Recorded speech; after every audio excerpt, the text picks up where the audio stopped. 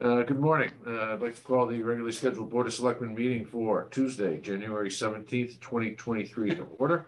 And the first order of business is pledge of allegiance. Charles, would you lead?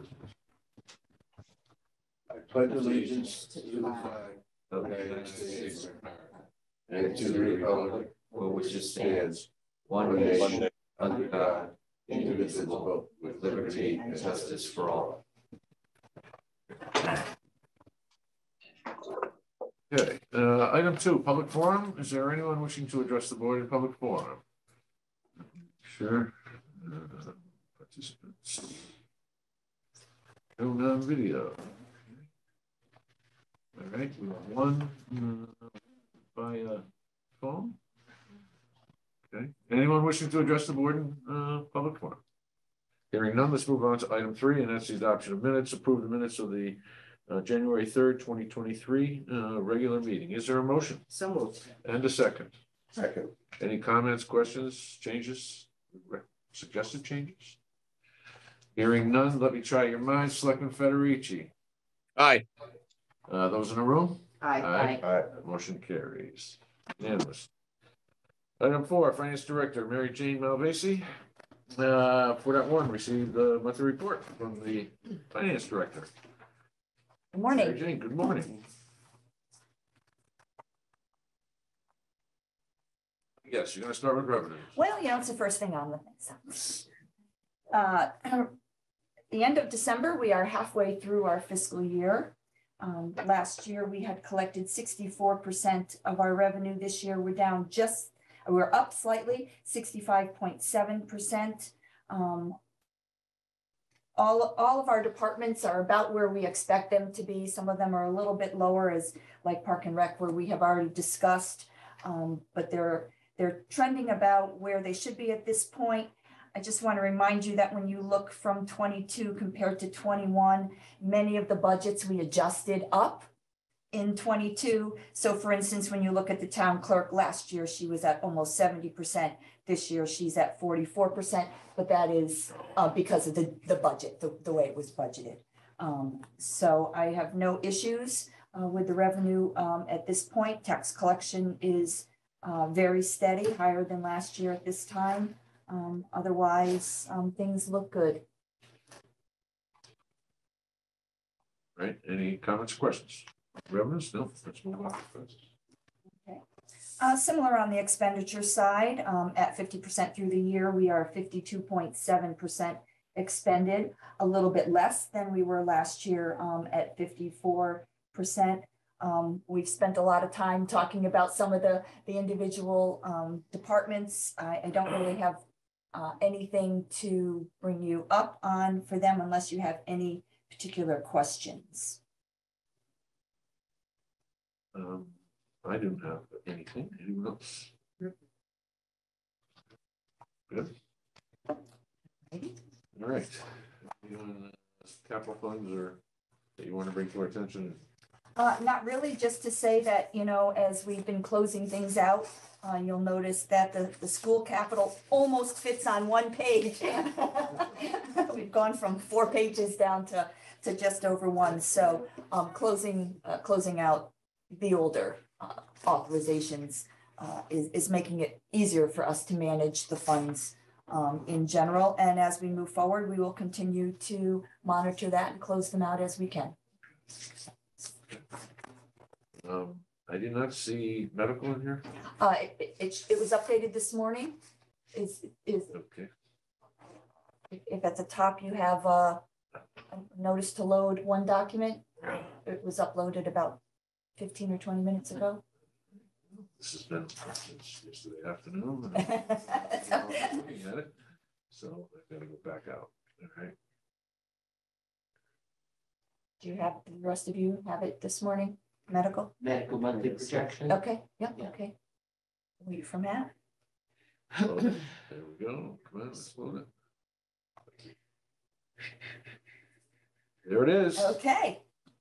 Apologize for that. We've had some people in and out of our department and finalized that this morning. So for the month of December, you'll see that our claims did increase. We're November, we were at 977, and for December, it was 1.2 million.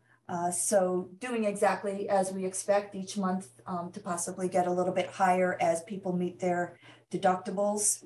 On the admin side, holding steady there as well. Move over to catastrophic claims. We doubled since last month. We're at 945,000 amount of total claims and 90,000 covered by our ISL. We're at 3.8%. We are up to 7 members now over the $75,000 threshold where we look. Revenue, everything's looking very well on the revenue side as well, which is normally pretty steady. We have a projected surplus still of $767,000, but we will start to see that diminish as the months go on. Okay. Any comments or questions? Well, we'll probably talk more about it later this week. Medical, projected medical expenses. Oh, yes, that will be on our agenda this week. Okay. All right. Anything else for Mary Jane? Hearing none, let's move on to item 4.2. Consider and take possible action on transfer from unassigned fund balance to close out projects in Grant Fund 205. So in the same fashion that I have been closing out bond authorizations, as you know, we recently closed out some of the old FEMA funds. Now that I've been here for some time and we've kind of whittled these funds down, I'm trying to close out all of the appropriate line items in each of the individual funds where, in my opinion, we're at a standstill at this point. We have no additional money coming in. So as you can see in our grant fund, which by its name is items that we receive grant money, whether it be from the state, the federal government, other local governments, donations, that type of thing. I do have these 3 items that I'm looking to close out, unless any of you have any knowledge that I don't have. The first is the Shoreline Greenway Trail. Last time we've had any activity in that count was fiscal year 2015, which has a balance of $5,925.31. Then the next, going back to fiscal year 13, is the Hubbard Road design. Certainly we must have gotten some state money, and it's possible that we were supposed to put in a match and it wasn't transferred. It's a total of $12,110. And the last goes back to fiscal year 2012, Sluice Creek, which I'm going to admit I'm not even sure I know where or what that is. But there's $3,500 left for a total of $21,535.31, which I am looking to close out by using undesignated fund balance. So I probably should know this, and I apologize if I don't. So the 21 is going to go into it says unassigned fund balance, but it's going to go into undesignated. It's unassigned. I'm sorry. So undesignated is the old. So where is it going to go? To close out the negative balance. So I'm going to take money. I'm taking money out of our unassigned fund balance. So we kind of have to spend this money. Correct. All right. It's money that we're spending. Not okay. I thought it was money that we had, and you wanted to keep it. Sorry if I didn't make that clear. Okay. Yeah. So we've never had this particular situation before. This is the first time you've gone through the old stuff.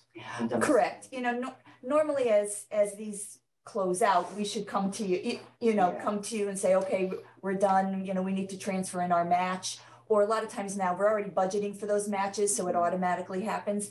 These are just things that have been, before I was here, and you did. There were a couple other things that she's. Well, that's not in this direction. Not in this direction. This is the first time. Okay, That's the why other it was in seems our backwards. good. Right, that's Normally when we close them out, we're closing them out with unexpended Okay. balances left. right, As opposed to a negative fund. right. So I really waited to be sure. Yeah, thanks, Matt. I can't.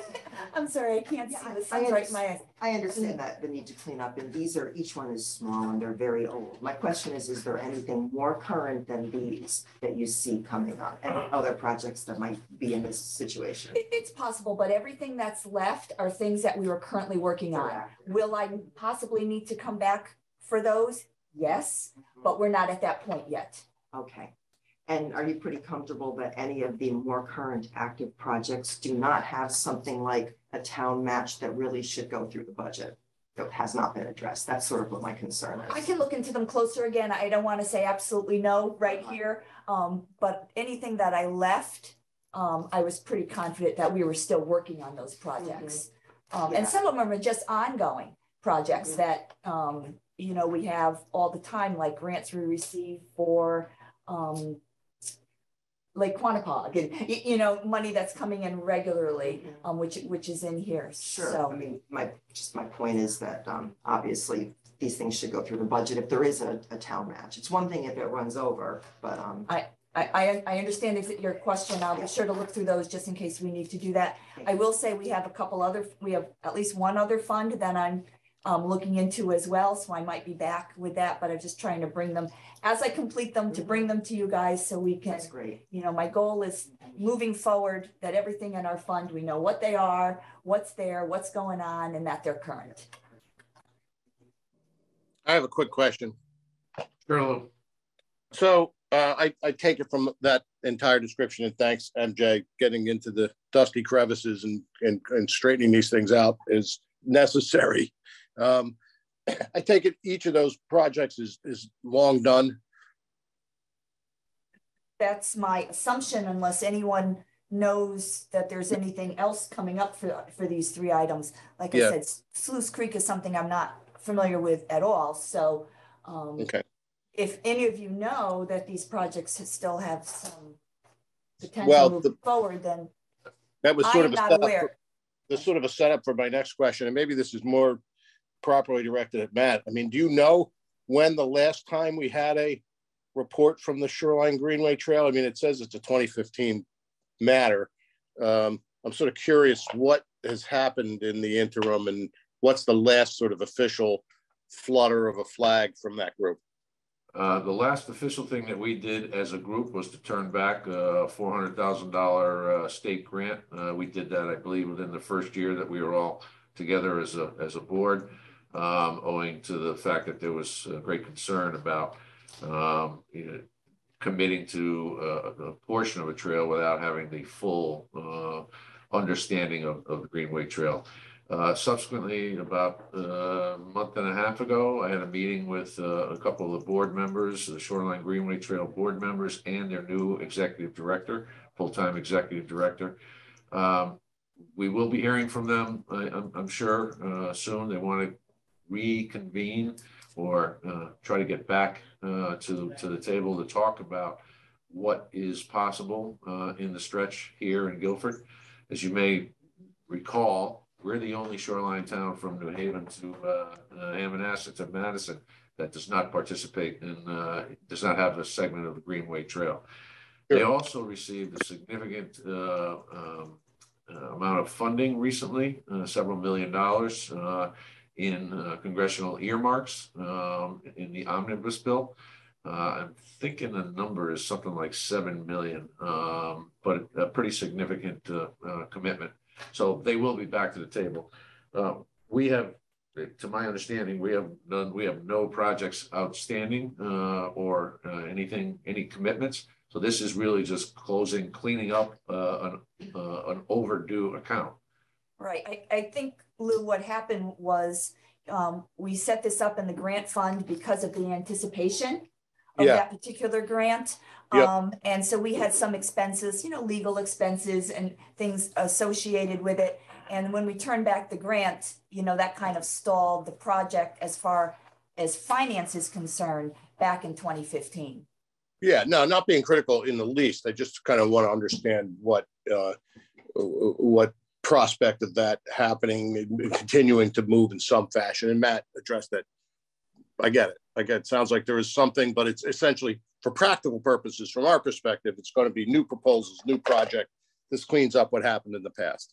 Yeah, that would be my feeling, that if we moved forward with another project, then we would start the process over again, budget for the money that we need. That's assuming that there are grant funds coming to us. Correct. Right? These are grant funds that come to us directly. So yes. And Hubbard Road design, that's long gone. That road was completed many years ago at this point. Mhm. And then my assumption is the Sluice Creek was probably a grant for repairs to the tidal gates at Sluice Creek. Okay, that was just a project I wasn't familiar Repaired the with. bulkhead. Yeah, the bulkheads was a separate project at Sluice Creek. This would have been. Yeah, I was just wondering about, I think this is a cleanup, better off just doing this, but I know that there's some stuff going on there, but like you said, that's all new stuff. Right. Yeah, because this is 2012, so Yeah. it was something, but it's like 11 years ago now. Hey, your math is good.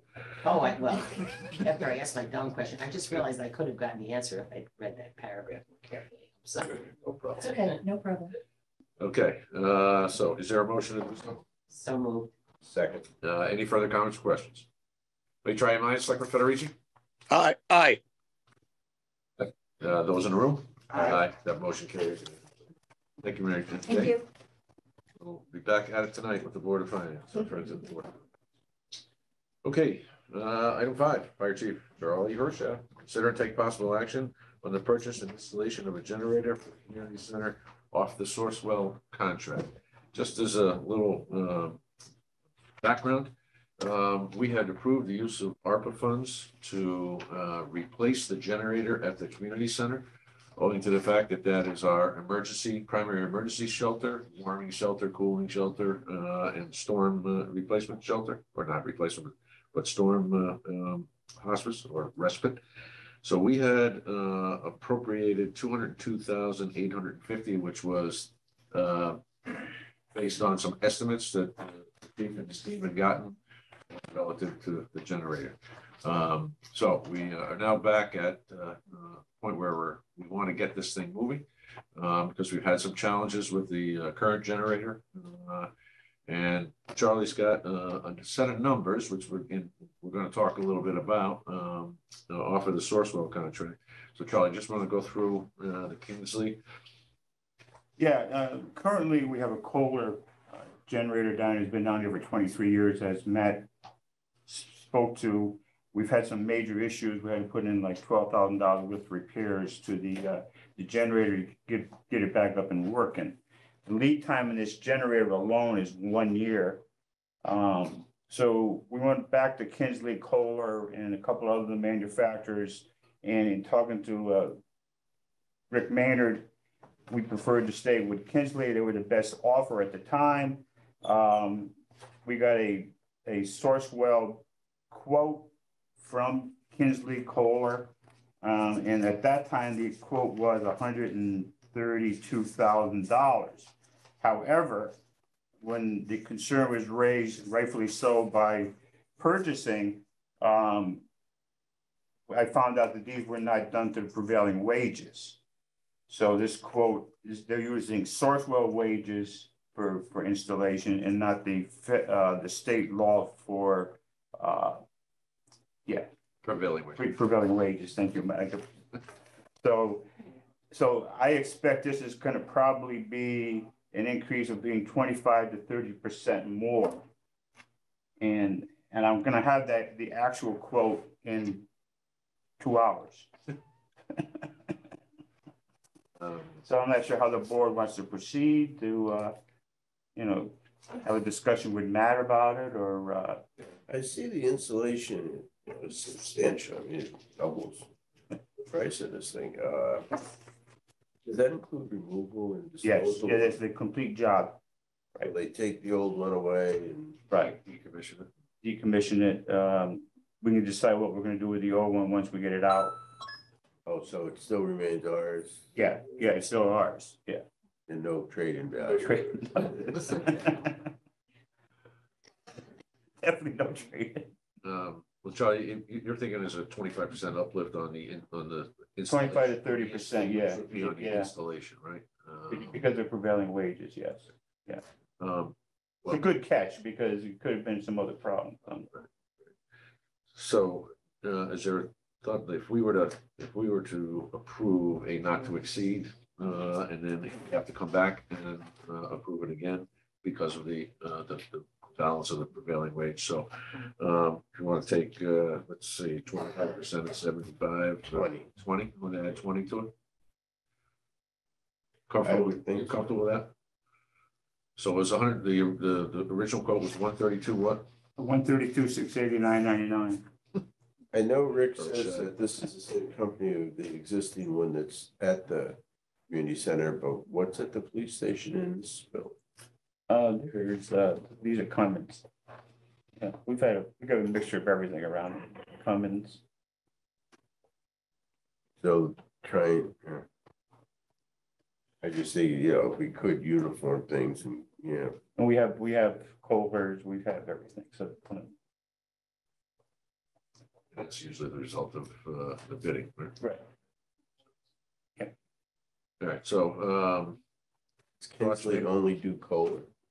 I just thinking Yeah. of just any uniform. Well, I'm sure that they do other things, but Kohler is their main line.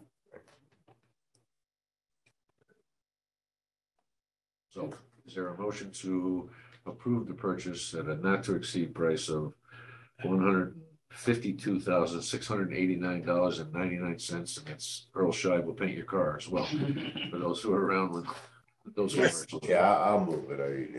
We can't mess around this. And a second. Second. Any further comments or questions? Let me try your minds, Selectman Federici. Aye. Those in the room? Aye. Aye, that motion carries. Thank you. Get that order in, 54 weeks. Time flies. A little PS comment, if there was ever enough money in ARPA, I still speak for a generator. Absolutely. I know it's in some list somewhere. Yeah. I mean, library Well, we doesn't got- have showers, we've got but it has Capital, everything yeah. else. We got a budget season, we got budget discussions coming up this week, so. Well, I mean, it just came to mind. It also gives us the opportunity to create another warming, cooling, shelter. It does. I said there's no showers there, but it has water and Wi-Fi and staff and Yeah. everything during a hurricane or whatever. So, Yeah. I mean, I know Rob has brought it up too, but I brought it up in 2017. Give us a generator. I just like. All right, item 6, Economic Development Director, Sherry Cody. Good morning, Sherry. Good morning, everyone. Tracy, can I share my screen? Yeah.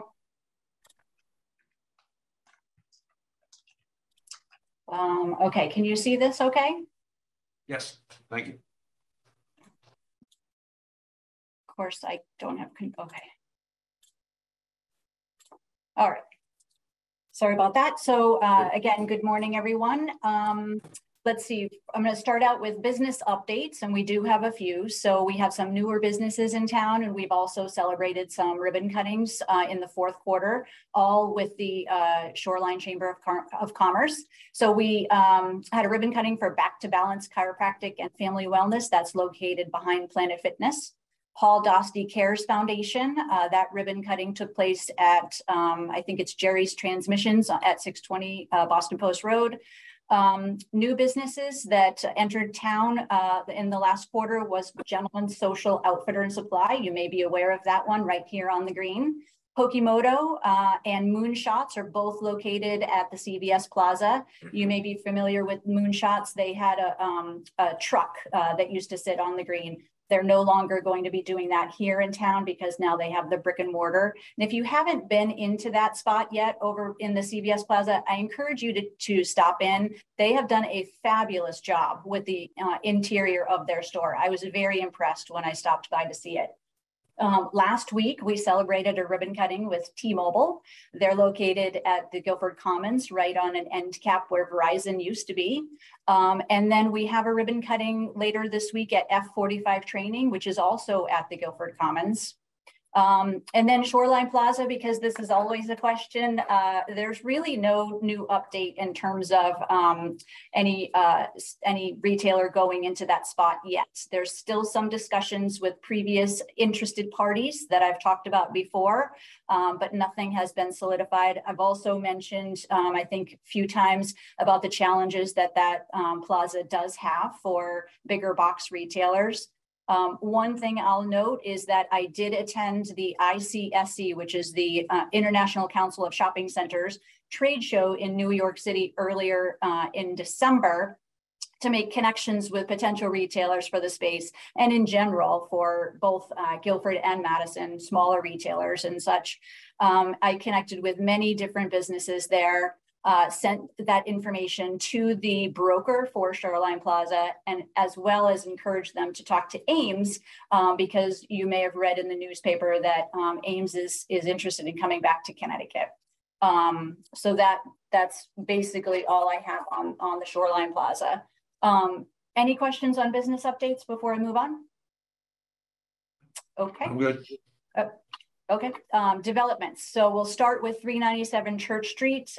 This was approved by Planning and Zoning. It is a medical office building, primarily a dentist, at 4,300 square feet. And I believe he has some additional space in there that he'd like to lease out. It was approved by Planning and Zoning in October, but they haven't started any construction yet. The Ben Callahan Sports Complex, which they're actually calling Ben Callahan Community Complex, is a very exciting project. And you might have heard a little bit about this.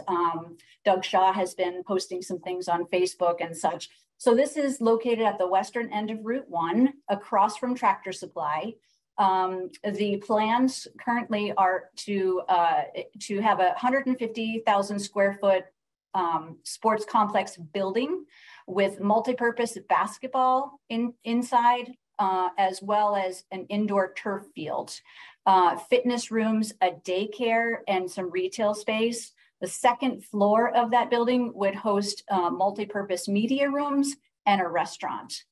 Outside, they plan to have 4 turf fields and a commercial space in the front of the property on Boston Post Road that would be a 90,000 square foot medical office building. And they do have a partnership with Yale New Haven Health and the Yale School of Medicine. And then also 2-family housing in the back. They have met with Design Review Committee once, and they will be going back to them in February.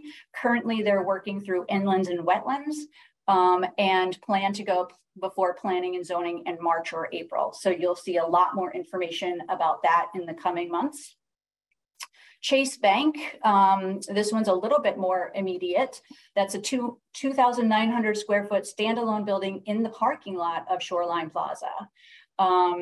They have gotten their approvals through the Design Review Committee, and there is a public hearing scheduled for February 15th. They've been working very hard with Town Hall South staff people to move that project forward. So you'll hear more about that obviously very soon with their public hearing coming up in mid-February.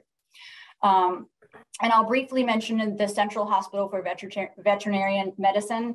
That is located right at exit 59, and they will be coming forward with plans to expand their footprint. I've heard to potentially double their space. They have been incredibly busy. And so they'll be coming forward with some plans through Planning and Zoning to do that. They have met with Design Review Committee and are working through inland wetlands now, potentially before Planning and Zoning in March. I also wanted to share some photos with you just in case you haven't seen some of these projects, but you know about the Dunkin' Donuts going up out on the western end of Route 1 as well. That is the new drive-through, of course, with a second building of 1,600 square feet, retail space on the bottom and a 2-bedroom apartment on the top. So they have started their construction, and I just thought maybe you'd like to see that if you haven't already. In addition, I took some photos of 405 Whitfield, also known as Eagleview Homes. This will be 3 buildings when it's complete, each building having, I think it was 4 units. Yes, it's 4, you can see that in the photo. But one of the buildings, one of the potential owners, I guess, has converted 2 units into 1 to make a really large space. And so that's it for developments. Any questions before I move on? Okay. Good. So just a real quick property enhancement grant update. We had 1 application come forward, was just approved by the EDC, and that is to convert the signage or get new signage for Ayutthaya. You may be aware that they moved in with the Maritime Grill, and so their new signage will also reflect the two business names, which will look a lot better than what they're currently showing now. And then just overall, I think I showed you this the last time we met, but so far we've approved 14 applications. 8 of those applicants have been paid their grant dollars, as you can see here. And then we have 1 application that will be going to the EDC in at their beginning of February meeting. Some holiday activities, because I haven't seen you or reported to you since then, but the Guilford Green Merchants hosted a very, very successful girls' night out. That's usually very successful. They partner with Erica from the E-List, and we get a big turnout for that. The holiday gift guide, of course, we did again. That was published in November, just in time for holiday shopping. We had more than 200 items featured in the 51-page guide. 20 businesses participating and 11 nonprofits. So our merchants really like that project. And then of course, the tree lighting, as you can see here, our featured performer was Laura Clapp Davidson. We also had Limelight Dance Studio performing, along with Sarah Tux's Tuners, the Adams Middle School, and 2 of our nursery schools. Several elected officials were able to give some greetings from the stage, and of course, Santa. One of the things I will note with this particular event is going forward, I think my budget, my department will have to incorporate the cost of the audio engineer. That's something that the chamber has typically picked up in the past, and they're hesitant to continue to do that. So we will have to address that sponsorship that they've been enjoying for several years. I actually don't know how many, but it was before my time. So that's something that you'll be seeing from me going forward in my budget, is the cost of that audio engineer. CGI video. So this is a project that Matt and Brian McGlone did back in 2018. So our 3 years is expiring with our partnership with them. Matt and I have met with their development person to renew our contract. So we will be, or renew our agreement, we will be refreshing our videos for 2023. And I'll just remind you that this project is no cost to the town. The company that produces these videos actually gets sponsorships from the businesses to be able to pay for it. So this is something that we get to enjoy at no charge to the town. And then you've heard me talk about our tourism initiative, our new website. We partnered with the Guilford Preservation Alliance to update the current visit guilfordct.com. You see on the left there is the current site. We actually can't even access that from Town Hall because it's infected, I guess, with some sort of viruses. So it's on the do not touch list. So we don't get to look at that one anymore. But on the right-hand side, you can see a mock-up of the homepage that's proposed by our web developer going forward. And I'm hoping that this next slide, that you can see these. I created these screenshots, if you will, and I'm hoping that the TV in your conference room is big enough to show these. So, you know, going forward, this would be the homepage on the left. And then I just picked a few of the other pages to show you shopping, the events, the do. Our goal here really is to bring more people into town to spend their money at our shops, at our restaurants. We won't be really focusing a lot on staying or sleeping because we don't have a lot of lodging in town. Our lodging facilities will be on the site, but they won't probably have their own page because there's just not enough to focus on. But it'll be a really great opportunity for us to track or not track, but promote the events that are happening in town in one place. So this is kind of what it looks like. At the moment, we do have a committee that's made up of EDC members as well as Guilford Preservation Alliance members. And our committee is a little bit slow in getting to our allowing our developer to actually create the website. There's some disagreement, I guess, with the look and feel a little bit. And so I'm hoping to reach a compromise very soon so that we can develop this into a beta stage and move this project forward. So I think that's all I had. I'll stop sharing and see if you have any other questions for me. Sherry, that was very, very exhaustive. Well done. A lot going on. Appreciate you bringing us up to speed on it. Anybody have any specific questions or comments? No. Thank you, Sherry. Well done. Thank you. Item 7, discuss and take possible action on the request from Jeff Hocking to receive a payment or credit in his healthcare account due to the medical fund surplus. Well, hopefully had an opportunity to read that. It's going to, and Jeff's here, so we'll Make him up to the table? No, not during the middle of the meeting. We certainly in public forum afterward. Jeff has requested that as a participant, 43-year participant in the town's medical insurance plan, he is looking for a reimbursement, if you will, or a portion of the surplus that has been generated over the past couple of years. He has done some math. I just want to point out a couple of things that immediately came to my attention. I had some conversations with Mitch about this as well. Some of the funds have been diverted to the newly created OPEB and Fit Nation program. I think it's important to note that the primary beneficiary of OPEB, the participants, are retired police officers, as they get medical coverage from the time of their retirement right through to they're eligible for Medicare. So those funds were diverted with the primary purpose of supporting the OPEB benefit plan. I just wanted to make sure that we also were aware of that it was 7 or 8 years ago, the fund 2013, well, geez, now it's 10 years. 2013, the fund was in a deficit position of nearly 750,000 or something along those lines. And there was no request or no action taken to assess the individuals who were being covered by the plan, who are contributing at that time 18 or 19 or 20%. So the town and the Board of Ed funded that wholly without going back to the participants in the plan. So those are just a couple of points that I wanted to make sure that we covered. Any comments or questions from anybody else? Well, the only question I have is,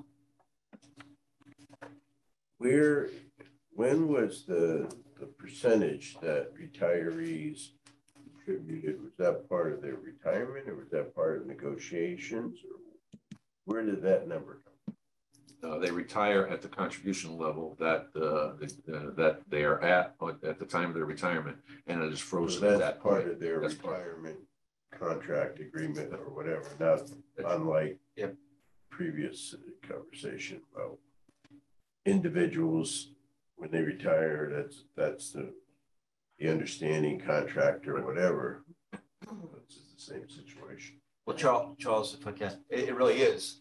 When an officer or anyone for that matter retires, the contract that they retire under is what dictates what goes forward. Just like we've talked about in the last couple of meetings on another subject with the pension. In this case, Mr. Hocking retired. His cost sharing at that time was 16%, and it was frozen for his lifetime contributions. Subsequent to that, people have retired with 17, 18, 19, now 20%. I just wanted to understand. I knew that was the situation in that previous discussion. I want to make sure that this is the same situation. Same philosophy, yes. And just to point out, not everyone who retires at a 16, 17, or 18% cost. Many people who retire don't have that in their contract. Is unique only to the police at this point, or the fire as well? It's hard to answer that question, Sandy. There's varying people that have been grandfathered. Well, I know there's some grandfathered people, but yes, but there's some union negotiations where it's continuing going forward, correct? Right. And that's why it's so important, I think, with the OPEB, because we have agreed, and I'm not against this, I'm just saying this is our obligation to fund this. Well, OPEB was a new reporting standard that we had to fund. Yeah, I mean, that was an unfunded liability that Right. existed and we chose. to but get ahead of eventually, it, as it yeah. grows from the, we're able to put funds into it, it's, you can help me, it's Mary Jane, it will become a standalone, we can live from we can support these benefits through the interest of that account Not unlike the eventually, pension, right? Yeah, Yes, that is the goal of the OPEB trust fund, that Right. it will eventually I'm putting be it to cover the poorly. costs Yeah. of the OPEB expense, as Right. Charles says, in a similar way as the pension, it's Right. able to cover the cost of the pension. It's, yeah, and then contractually, each individual numbers were set on their retirement. Was there any, in that agreement, is there any provision for payback as being requested? No, Okay. I'll share my thoughts. I have sort of three categories of thoughts on this. First of all, similar to what Matt was saying, it's insurance. From the perspective of the participant, I don't think it makes any difference whether the town is self-insured or whether it's traditional insurance. I mean, you wouldn't go back. I can't go to Anthem, what's my insurance? Because I haven't used the benefit or because they've made a profit and look for my share back. You know, as you mentioned, it doesn't work in the opposite situation where there's a deficit. We don't go back to the employees if there's a surplus. It's irrelevant. So that was my first reaction. Secondly, it seems like I don't know who makes the rules for these things, but I don't know if it's us as a board. I mean, there must be a governing document of some type that would address this, and I don't know how that would work. Right. Obviously, this would not be a standalone. I can't imagine that even Mr. Hocking would suggest that he's the only one that should benefit from this, although his letter did not particularly address that, as he has always represented other folks who are in the same condition he is in. So, so I would assume that that is the case, and I would, and again, would need to get some legal advice on this, but we'd have to go back and take a look and see whether it was even possible if we were willing to entertain it. What's the mechanism? Yeah, Matt. From a financials planning standpoint, it does not make sense to gut this program based on the fact that our advisors are telling us we should have 2 to 3 months worth of excess funds in the account to cover the potential wild swings. And we actually suffered those, as I said, years ago, in 2013, when we had to put $750,000 into the account. So, and we had significant discussion with legal about the use of the funds to OPEB, as opposed to taking them out of that to balance the budget, to do capital work. The beneficiary of the transfer of those funds to OPEB will largely be to the taxpayers in the town, because we will at some point effectively be funding the OPEB liability that we have, which is what, 31 million or something. It dropped once we established the OPEB fund. But so I would think I would answer that after talking to an attorney as to what the process would be where we even consider it. Okay. All right. And then my third thought about this was the suggestion that we built up a $7 million pool of money. It does seem concerning. I mean, that money came from the employees, the taxpayers, and it's built up to that level. It does make one question the process of estimating medical expenses. However, there is that need to keep a safety net of several months worth of payments in the program. So we've got to make sure we accomplish that. And we are taking a look at other providers coming up. So any concerns about whether Anthem is estimating high, and that's the basis of everybody putting the money in, I think we're addressing that. So. And want to talk just briefly about the process, the bid process? Well, the process for bidding is ongoing as we speak. The process for determining what the allocation costs are, you know, we're constantly, Mary Jane and I, and the Board of Ed side as well, you know, working with our broker and Anthem to get the cost down. We always, each year, it seems we go through this to try and get those costs as low as possible, so that the impact to our employees is as low as possible. It pains me to see some of the increases we've had, but I think you turn on the news every day, you hear that about medical costs going up, and we're not immune from those overall costs. Sue, as you mentioned, it's insurance. And so we do it, we are self-insured. We, as you all know, we have individual stop loss as an insurance on top of our insurance in case we have those bad years where we have. It's difficult to predict. Over the years, I think, we have budgeted conservatively, especially after the 10-year ago situation where we were running a deficit. So we wanted to make sure that didn't repeat. And we, in COVID years, the last 2 years of COVID years, there was we still had allocation costs based on what was projected. COVID came when a lot of those procedures were obviously, delayed, sometimes postponed or canceled. And so we had a good year, so to speak, because things didn't happen overall. We tried to make sure that we've accounted for that as best as possible going forward as well.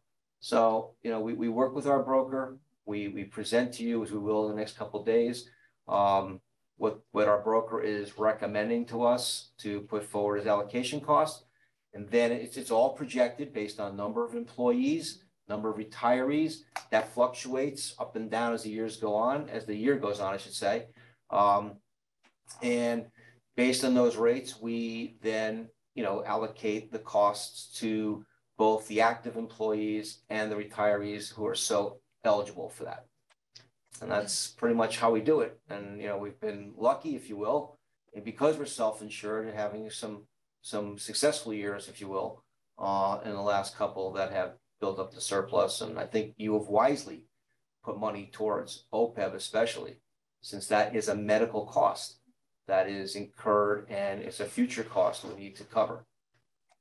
I'd just like to add that as we present the budget this week, the budget numbers right now are based on Anthem's projections.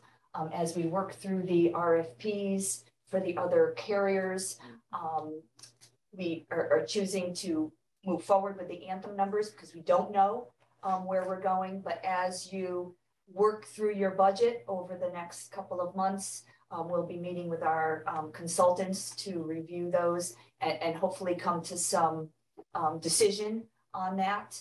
But just so you know, the numbers that we're presenting this week are based on what would be an Anthem renewal prior to going out to bid. Although we have gone out to bid, but that's where we're starting from. So our goal would be to bring those numbers down as we work through the RFP process. Lou, you had a comment?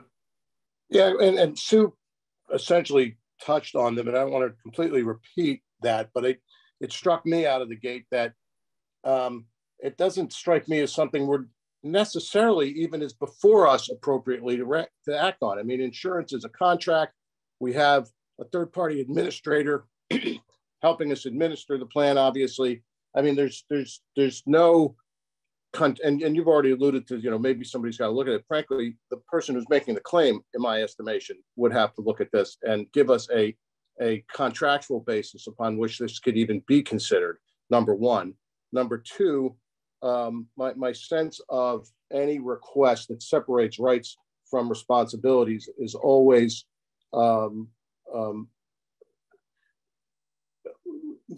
less appealing for us to act on. I mean, the entire point of insurance is you take the good with the bad, and everybody does that collectively.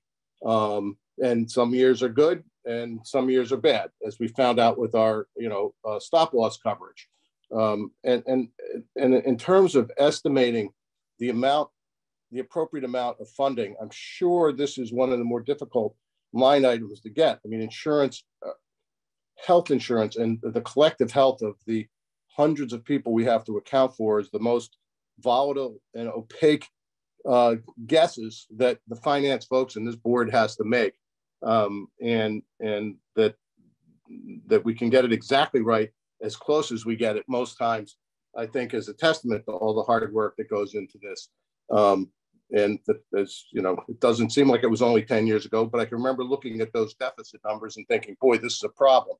And so we've had some years where there's been a surplus, and we've used that money for the benefit of the recipients of the insurance. I think we've done everything exactly right. But this request, which is based on an equitable argument that I understand, the request, I'm not sure I agree with the requested outcome, but I mean, I get it. Everybody would like to get money back that doesn't seem to have been spent, but a good portion of it is being spent for the, as you've already said, Matt, for the benefit of the very folks that would potentially be in a position to recover these funds if this was a valid request. So for all that, I just don't see it.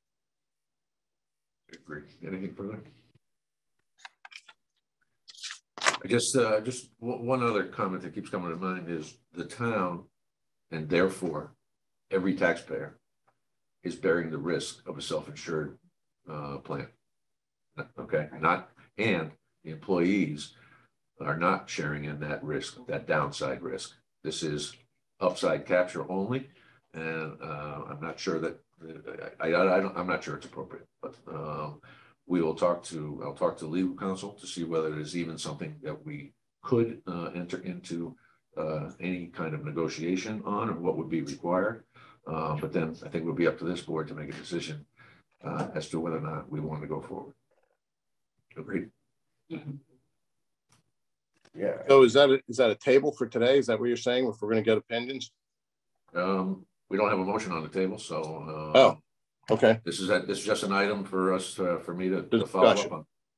Yeah, Discussion. You know, if you're going to consult legal on it, the other question would be, you know, how can you do one? I mean, that was the issue with the previous discussion. You can't do one, you would have to do everybody. That it just seems counter to the whole logic of self-insurance. I mean, you know, this isn't the point. That's my point, Charles. This is contractual stuff. There's probably a very specific answer somewhere, and it's up to any person making such a claim to present that. I mean, I guess we can look into it. We should look into it, but I'm not so sure it's not on the potential claimant to lay out the responsibility for this. Too much money on that. Mitch. You know, even if council does say that it is legal or okay for you to do such a thing, my concern is you've got a surplus. That surplus didn't happen in 1 year. Mr. Hocking obviously has been involved for 42 years, as he says, so he's obviously a claimant in this. But do you go back and say, well, that surplus came from people who no longer work here? Are you splitting up only among the active employees, some of whom, you know, unlike Jeff, have been here a year? You know, how much of the surplus did they actually contribute to? Or do I go back and go back to people who no longer work here, prorated based on the number of years? I mean, it does open a can of worms as to how to do it equitably. It's counter to, just doesn't make, okay. I guess that. All right, I will check with legal, but then also be cautious in terms of how much time we spend on it. Right. Okay, item 8, discuss and take possible action to set a public hearing date for the 2020 Small Communities Block Grant Program. Tracy, remind me what the date of the meeting is. It's actually going to be February 2nd at 7 o'clock. It has to be at night. This one has to be at night. I was just going to ask that. Okay. February 2nd, because it says February 7th here. It's on here. I made a mistake on the board pack. It's the 2nd. Oh, it is? Sorry. Yep. Thank you for asking that question, Cindy. Go ahead. We have a budget thing on the 2nd? Oh my God. I'm going from memory, probably wrong. We have budget, I have on the 1st and the 3rd. First and third. Mornings. So this is 7 o'clock at night. Is this going to be over Zoom or in person or what? It'll be be a hybrid out of the community center. Okay. All right. So is there a motion to set the public hearing date? Second. Second. Any comments, questions? Hearing none, let me try your minds. Selectman Federici? Aye. Those in the room? Aye. Aye. That motion carries unanimously. Item 9, appointments and resignations. 9.1, act on a recommendation to appoint Kimberly Brockett to the Agricultural Commission and Land Acquisition for a term to expire September 29, 2026. I'd like to make that motion. And second. Second. Let me try your minds. Selectman Federici. Aye. Those in the room? Aye. That motion carries unanimously. 9.2, act on a recommendation to appoint Scott Graves as an alternate to the Conservation Commission to fill a vacancy for a term to expire on February 28, 2024. Is there a motion? I like to move, Scott. Is there a second? Second. Second. I just have a question. The application didn't populate in board packets like a blank. I know. application. I'm looking at them. Sometimes I prefer personally not to vote on it until I can see that. The application itself, because mine's. And if it's Mine is blank. The blank, are the blanks filled in on yours? It's Mine there, are. but there's nothing in the blanks. His signature's there, but. I know, I know. I've had this happen to me too with I know. forms and the, okay. Do you want to look at my? Refresh. I've got a. MJ read it to us, or we passed it around, Sue, would that Sure. work? Okay, because Matt has I've it. got it here. Scott is 2.5-year resident of Guilford. He is a registered voter. He's independent. He's applying for conservation. Obviously, his educational background is PhD in science, technology, education, an MS in marine, geophysics, oceanography, and a BS in earth science. His current occupation is professor of geography and oceanography at Southern Connecticut State University. Municipal civic experience, decades as a public educator, previously employed as marine geologist, oceanography at the USGS, as a host of globe.gov, international environmental science, education, and citizen science. And the reason for applying is he has a strong interest in helping Guilford in managing, assessing natural resources, ecosystems, habitats, especially wetlands, and coastal beach wetland complexes. Excellent. I think he's pretty qualified. I would say so. I would say so. And I appreciate your reading that, and especially his reason for service Sure. on the commission, because I will say we had a situation a couple of months ago where the forms didn't come through and we voted without them. And afterward, when I read what those individuals wrote for their reason for wanting to serve, I was disappointed. They were flippant, disrespectful. Got it. Thank you for reading that. You got it. Okay. All right. So is there a motion and a second? And a second. Second. Right. Let me try your minds. Selectman Federici. Aye. Those in the room. Aye. That motion carries unanimously. 9.3. Act on a recommendation to appoint Peggy Britt to the Human Rights Commission to fill a vacancy for a term to expire June 30th, 2023. Is there a motion? Second. Second. Any further comments or questions? Hearing none, let me try your minds. Selectman Federici. Aye. Those in the room. Aye. That motion carries unanimously. Prior to the meeting, Sue and I and Charles were having a quick conversation. There was another application for a board and commission appointment that came in after the agenda was posted on last Thursday. So we will add that to the agenda for our next meeting, which is 3 weeks, I think, at this point, right? So we've got, it is 3 weeks out. So we'll add it to the agenda at that point. Does that make sense? Yes, thank you. Item 10, request for use of town property. Act on a request from the Leeds Island Garden Club to use the green and to place a sign on the green advertising its annual plant sale taking place May 13th, 2023. Rain date May 14th. Sign placement is April 29th through 13th. Is there a motion? So moved. Second. Let me try your minds. Selectman Federici. Aye. Those in the room?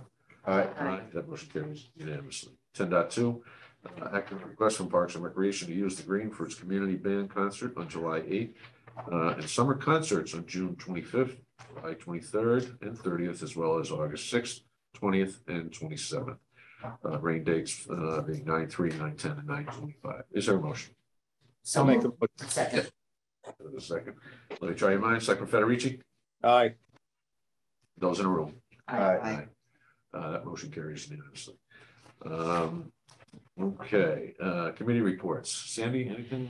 We're having a meeting of our Housing for Economic Development Plan Committee tonight, and I may have something of some substance to report at the next in 3 weeks. Great. And I don't think we have any others to report on. Item 12, correspondence. Any comments or questions? Old business? New business? Want to comment on Ken, On what? the Zen City thing? Yeah, we could, old business. I think you all received last week the summary of the Engage platform tool, which, Charles and I had some conversations on this last Friday, I think it was. Somewhat disappointed in the amount of traffic that came through it. And that may well just be our effectiveness communicating, the fact that it was there and whether people are looking at it. This was the first, I think, of the opportunities to use that tool to inform folks of issues that are going on or projects that are going on and update them. So it was, the results were, I wouldn't say inconclusive, but those that, did respond, Charles and I were talking about this, did exhibit a great deal of concern for keeping it away from schools and school-aged children. That was my big takeaway, which is not inconsistent with what we did with the digital polling that was done earlier in 2022. And Charles had subsequent conversations with some folks at the town committee meeting. They have some suggestions on how we might better utilize the tool. We'll try to incorporate that with the next versions of our use of that tool. As much as we were trying to inform ourselves, we did get feedback that experience, but we did get feedback that was largely consistent with what we had during the poll. I thought I misread it when I saw the number of people that had responded, but it was a very small amount. Yeah. But we're not giving up, is what you're saying. Right. Not giving up on that tool, and we need to figure out a way to use it. Again, it's our ability to promote it and make people aware of the fact that it's there. Quite honestly, I was surprised that we didn't see advocates on the no side come out in a stronger fashion. Well, like we spoke, I mean, there were struggles, getting to the site, that type of thing. The timing of it through the holiday season was difficult. One concern that I think you can bring up technically with the company was a number of folks that said it wasn't a secure site, so their machines, whether they were doing it at work or whatever, blocked the site because it wasn't secure. So there's ways to fix that technically. I'm wondering whether or not it's because this is a hosted service and it's hosted by a foreign country. Because this, my point is, there's ways to fix it. That can be overcome technically. And Trey, we weren't blocked from getting to it from inside our network, were we? No. Maybe we gotta ask Tony why. Others are being blocked. But yeah, I mean and that was real. I mean, it wasn't just one person. It was real.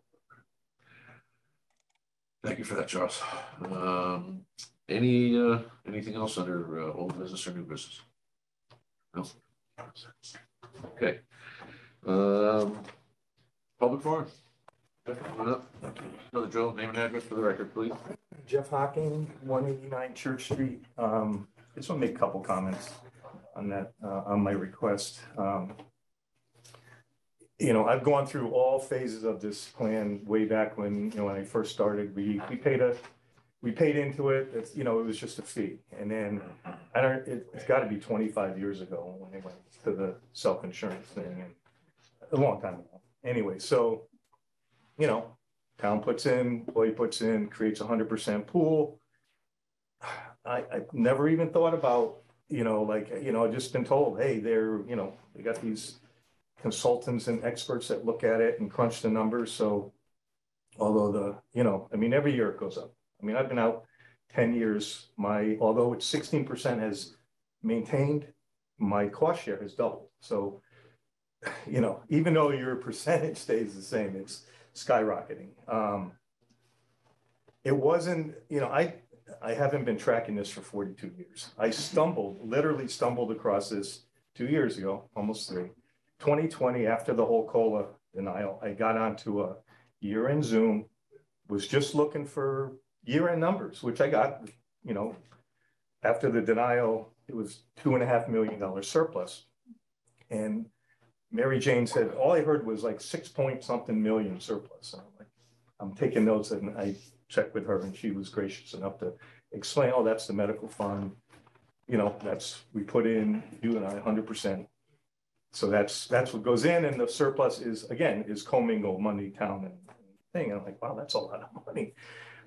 So I kind of tracked it all. And then I got on the Zoom in May 3rd, 21 was the OPEB hearing to see what that's all about. Got on there, and what Matt alluded to about the shortfall, 10 years ago. Dave Lingeren, who's a firefighter, was on that Zoom also, and he specifically asked about that. And, Matt said, well, back, 7 years, but it's obviously 10 years now. There was a shortfall, and the inference by the answer that I took, and I know some other people I talked to took, was that, hey, we were short that year, so we're even. Well, we were short 700,000 10 years ago, and now we've got 7.4 million. That's not even. So that's kind of like where I was like, wow. So I'm not somebody that is going to be on the plan anymore. So I'm not like, hey, the roller coaster, I've ridden it, believe me. And, like I'm getting off the ride right now. So the surplus is, I agree with putting money in a pool, keeping some surplus. But when I hit 7.4, I'm like, wow, that's a lot of money. It's a lot of our money. That's $1.5 million of employee money that we've put in. So, and the OPEB, I think it's a whether it's mandated or not, I think it's a great idea. Something that will hopefully fund itself down the road. We're always looking for, I'm here today, but people, when I started, were advocating for kind of me, what was going to be, they were going to be long gone, like, hey, 20 years, 25 years. So I'm kind of like here saying, hey, looking down the road. And the OPEB, the way I look at it is, this is funding the town's obligations. I'll go, whether it's police retirees or stuff. I know there's other, everybody keeps saying police, but there's obviously other town employees that are getting post-employment benefits. That's what this is going to fund, the town's obligation. So to take 2.5 million from surplus, which is, let's say, just, and I'm not this would have to be, I'm not an actuary, I'm just doing rough numbers. 2 million of that town, 500,000 employee, move it to the OPEB. So now employees' contributions are now funding, to put it in, are kind of funding our own benefit that we're, that didn't sit with me. I'm like, okay, if you wanted to do that, reduce, they said 2 or 3 months, reduce it down to 4 million. Okay, I think that's a good idea. In my mind, the way to do that would be take, just a simple exchange would be take 2.5 million town money, credit if it's around 550, credit the employees that are on the plan $1,000. That's 550,000, 3,050,000. Now, when you're taking the money out, some goes to OPEB, some goes credit back to the employees. Now, when you reduce the surplus down to 4 million, it's a true surplus. If you do it this way, what happens 10 years from now when you guys, there's a whole exchange, like we're not, none of us are going to be at this table. There's a new board sitting there, and all of a sudden that 4 million is at zero. And now it's at 700,000 red. It's in the hole, 700,000. And they go, okay, employees, you need to, everybody got to kick in 200. Nobody's going to know that 2.5 million was diverted. And they said, if that was left in the fund, when the 4 million is gone, there's still 2.5 million there. This could sustain a lot longer. So I have a problem with moving commingled money to the OPEB. This is just me, just my common sense brain. And then just one other comment on the whole Slim Nation proposal. I paid for a gym membership. That whole thing came forward from Chief Hyatt. Sounded like a great idea. There's only 50 employees total probably there. Okay, good thing. It kind of got hijacked the whole proposal. Next thing you know, we're bringing in town, spouses, probably 700 people to do a little lottery for 20 spots. I mean, 20 or 40. And then I look at it and I'm like, if you're using healthcare money, why weren't the police retirees that are still on the plan? Why weren't we included in the Slim Nation, right? You know, I mean, I probably wouldn't have, because I go to the gym. I kind of have a somewhat healthy lifestyle, I hope, doing it myself. But so that was kind of a thing that I just kind of wondered about. But I would, you know, I would just like the board to think about leaving the 4 million. That's great. Think about the 2.5 million that you moved, and how, again, with my suggestion, where if you can move money out of the surplus that's commingled money, you should move it at the same percentage it came in. So, and again, I'm getting off the ride. I'm not gonna, if there's 3 years from now, there's something, it's not gonna affect me positive or negative, but it has all along. Back when it was a shortfall, okay, I appreciate the town funding it, but if they went to the unions and said, hey, we're short, 700,000 is probably, is rough numbers, 150,000 for employees, 550, it's not a ton of money. If they came and said, hey, it's lean times, believe me, we took zeros, we took, you know, everybody did in this town, concessions over the years. So it's not like we're like the employees. I mean, we're made to look like we're always got our hand out. We've worked, and I've been here a long time, seen it, and not just the police, all across. So, you know, people are very willing to kind of, you know, this is a town I'm proud to live in, you know. So I just want to, when you do make your final decision, just think about that. Thank you. Thanks, Jeff. Shit. And one other side note. Oh, yeah. I visited Moonshots and they have really good coffee. The Moffats will appreciate it. Yeah, yeah. I haven't been in yet. I've got to Yeah, go. check it out. Is it cool? Beautiful. Yeah, really nice place and great family too. Yeah. So, all right, thank you. Thanks, Jeff. Anyone else wishing to address the board in public forum? Hearing none? You know, I would like to, Yes. as a member of the public, I hope I can go to it quickly here. I made a comment about being really interested in the reason that people want to serve on different committees. And I would like to read what Peggy Britt wrote on her application, keeping in mind that we are the day following Martin Luther King Day. Let me just read this. Why are you interested in serving on this board or commission? And again, this is for human rights. And she said, I've followed the commission since its inception and believe so deeply that not only is a focus on human rights needed now, but that the time is right to make our community a more welcoming place for everyone.